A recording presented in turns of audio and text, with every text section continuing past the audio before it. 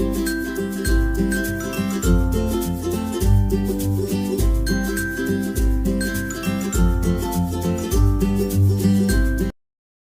Friends, જય શ્રી કૃષ્ણ. મારા કિચનમાં તમારું સ્વાગત છે. આજે આપણે બનાવીશું એકદમ પોષક તત્વોથી ભરપૂર આ રેસીપી. આ રેસીપી તમે બનાવીને ખાશો તો ખૂબ જ બધા ફાયદા થશે. હાડકાને મજબૂત કરશે, સાંધાના દુખાવાને દૂર કરશે અને ખાસ આખા દિવસનો થાક દૂર કરશે, નબળાઈ દૂર કરશે, હિમોગ્લોબિન વધારશે અને ઘોડા જેવી શક્તિ આપશે આપણી આ વેરાયટી. તો ચલો હેલ્ધી ટેસ્ટી રેસીપી બનાવવાનું સ્ટાર્ટ કરીએ. રેસીપી સ્ટાર્ટ કર્યા પહેલાં જો તમને મારી રેસીપી ગમતી હોય અને હજુ સુધી ચેનલને સબસ્ક્રાઇબ ના કરી હોય તો પ્લીઝ સબસ્ક્રાઇબ કરજો અને બાજુમાં આપેલ બેલ આઇકન પ્રેસ કરજો એટલે નવી નવી રેસીપીના નોટિફિકેશન મળતા રહે.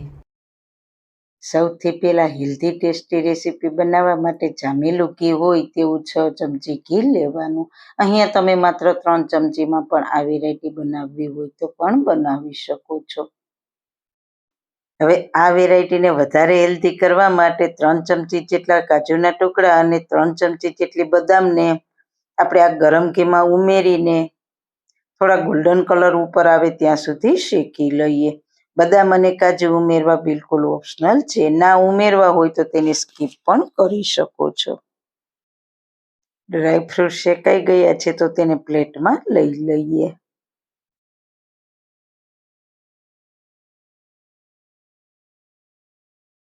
હવે આ વેરાયટીને બનાવવા માટે મેં અહીંયા લીધા છે 1 કપ ફાડા લાપસી. આ ફાડા લાપસી 3 પ્રકારની આવે છે, થોડી નાની, થોડી મીડિયમ અને થોડા મોટા ટુકડામાં પણ હોય છે. આ જે દાણો છે તે લાપસી બનાવવા માટે પરફેક્ટ છે. આનાથી થોડો મોટો દાણો હોય તો તમે ઉપમા પણ બનાવી શકો છો અને તેનાથી પણ મોટો દાણો હોય તો તેના દલિયા પણ બનાવી શકો છો. તો આપણે એકદમ નાના દાણાવાળા જે ફાડા લાપસી હોય તેને આપણે 1 કપ લીધા છે. તો તેને આપણે પાણીથી સારી રીતના ધોઈ લઈએ.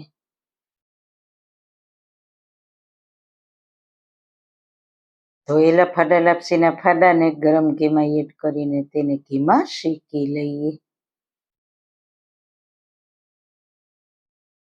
થોડો કલર ચેન્જ થાય. જનરલી બધી વસ્તુ આપણે શેકીએ એટલે તેનો કલર બ્રાઉન ઉપર આવે છે, પણ આ ફાડા લાપસીના ફાડા શેકીએ એટલે તેનો કલર વ્હાઈટ ઉપર આવશે.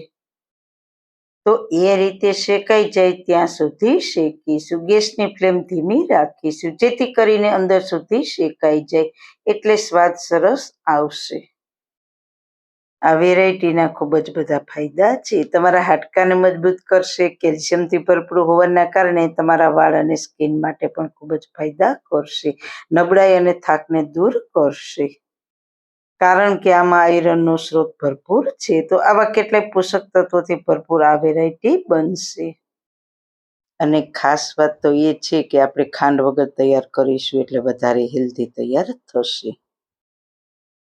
આપણી ફાડા લાપસી શેકાઈ ગઈ છે. તમે જોઈ શકો છો ફાડાનો કલર વ્હાઈટ પર આવી ગયો છે. તો તેમાં આપણે જે કપથી ફાડા લીધા હોય તે જ કપથી 3 કપ પાણી લેવાનું અને પાણી ગરમ લેવાનું. હવે કુકરનું ઢાંકણ બંધ કરીને ધીમા ગેસની ફ્લેમ ઉપર 3 વિસલ થવા દઈશું. 3 વિસલ થઈ ગઈ છે. પ્રેશર તેની જાતે પૂરું થાય પછી ઢાંકણ ખોલીશું અને ચેક કરી લઈએ. કુકરના તળિયામાં આપણી આ લાપસી બિલકુલ ચીપકી નથી એટલે પાણીનું માપ છે તે બરાબર જ છે. દાણો સરસ ફૂલીને મોટો થઈ ગયો છે અને આ રીતના પ્રેસ કરીએ તો મેશ થઈ જાય છે. તો સરસ કૂક થઈ ગઈ છે. હવે આપણે જે કપથી ફાડા લીધા છે તે જ કપથી આપણે ગોળ લેવાનો છે. ગોળને ઓગાળવા માટે અડધો કપ પાણી લેવાનું. આ રીતના પરફેક્ટ માપથી બધી સામગ્રી લેશો તો આપણી વેરાયટી એકદમ સરસ રસકસતી અને દાણેદાર ફાડા લાપસી તૈયાર થશે. તેને ગેસ પર ગોળને પાણીમાં ઓગાળી લઈએ. પાણીમાં 1-2 ઉફાણ આવે ત્યાં સુધી હલાવીશું. કોઈ પાઈ લેવાની નથી. ગોળ પાણીમાં સારી રીતના મિક્સ થઈ જાય અને પાણીમાં 1-2 ઉફાણ આવે ત્યારે ગેસની ફ્લેમ બંધ કરી દેવાની. આપણે ગોળનો ઉપયોગ એટલા માટે કર્યો છે કે ગોળમાં હિમોગ્લોબિનને વધારવાની ખૂબ જ તાકાત હોય છે. જ્યારે પણ તમને કોઈ પણ પ્રકારનો થાક અથવા નબળાઈ હોય ત્યારે થોડો ગોળ ખાઈ લેવો જોઈએ. ડેઈલી તમે ગોળ ખાવ તો વધારે બેસ્ટ. તો તમને દવા વગર પણ અદ્ભુત શક્તિનો સંચાર તમારા શરીરમાં થશે. ગોળ પાણીમાં મિક્સ થઈને પાણીમાં ઉફાણો આવી ગયો છે. તો ગેસની ફ્લેમ બંધ કરી દઈશું. હવે કુકરને ફરી ગેસની ધીમી આંચ પર રાખીને ગોળના પાણીને ઉકાળીને તૈયાર કર્યું છે તેને ગરણી વડે ગાળીને ફાડા લાપસીમાં ઉમેરી દેવાનું. ગોળવાળા પાણીને ગાળવું ખૂબ જ જરૂરી છે. કોઈ કચરો હોય તો ગરણીમાં રહી જાય. 2-3 મિનિટ આ રીતના ચલાવીશું ને એટલે ફટાફટ ગોળનું પાણી છે તે ફાડા લાપસીમાં મિક્સ થઈ જશે. ત્યાં આપણે ડ્રાયફ્રૂટને ઘીમાં સાતળીને તૈયાર કર્યા છે તેને અધકચરા કરી લઈએ. ફરી લાપસીને જોઈ લઈએ તો કુકરની અંદર ગોળનું પાણી ફાડા લાપસીમાં શોષવા લાગ્યું છે.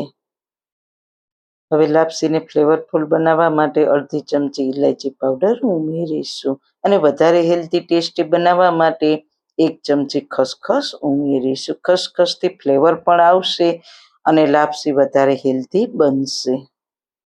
છેલ્લે અધકચરા વાટેલા ડ્રાયફ્રૂટને ઉમેરીને સારી રીતના મિક્સ કરીને ગેસની ફ્લેમ બંધ કરી દઈશું.